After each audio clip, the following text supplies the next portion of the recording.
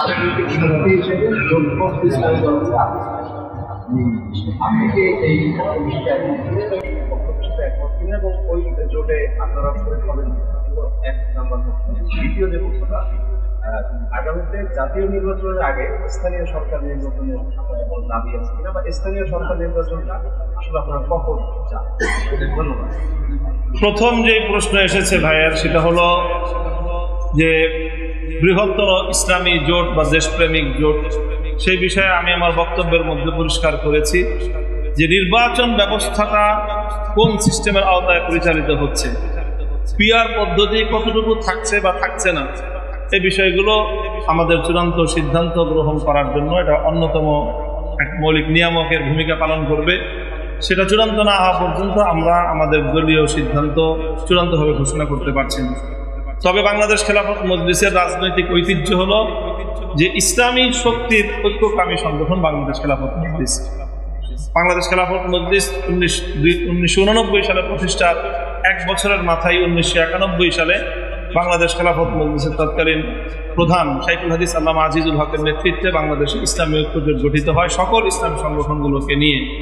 সেই থেকে দীর্ঘ পথযাত্রায় বাংলাদেশ খেলাফত মজলিস ইসলামী শক্তির ঐক্যকামী সংগঠন।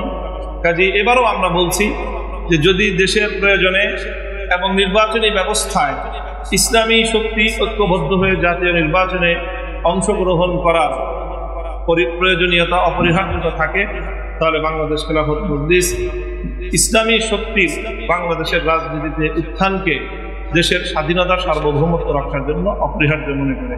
সেই ক্ষেত্রে আমরা সে ধরনের সিদ্ধান্তই নিই। এর বাইরে স্থানীয় নির্বাচনের যে কথা প্রসঙ্গ রয়েছে, সেই ব্যাপারে বাংলাদেশ খেলাফত মজলিসের বক্তব্য পরিষ্কার যে এই বিষয়ে রাজনৈতিক ঐক্যমত ছাড়া কোনো সিদ্ধান্ত নেওয়া ঠিক হবে না।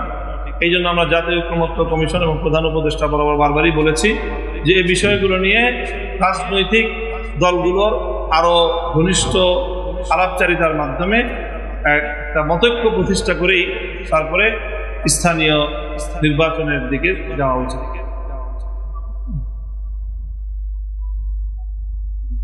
তো সবাইকে ধন্যবাদ জানিয়ে আমরা আজকের এই প্রেস কনফারেন্স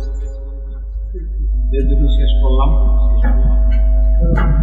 আসসালামু আলাইকুম ওয়া রাহমাতুল্লাহ। আপনারা সকলেই ভালো থাকবেন।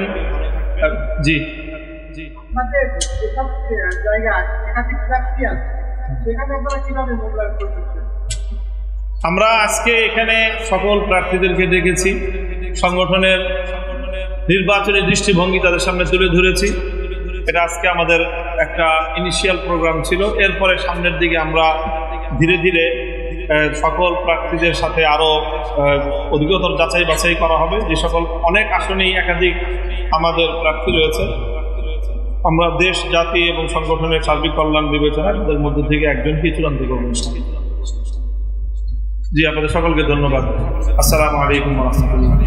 সাংবাদিক ভাইরা তাদের জন্য খাওয়ার ব্যবস্থা আছে, একটু খাওয়াটা নিয়ে যাবেন। আর আমাদের ডেলিগেট ভাইরা আমাদের পরে খাওয়ার ব্যবস্থা আছে।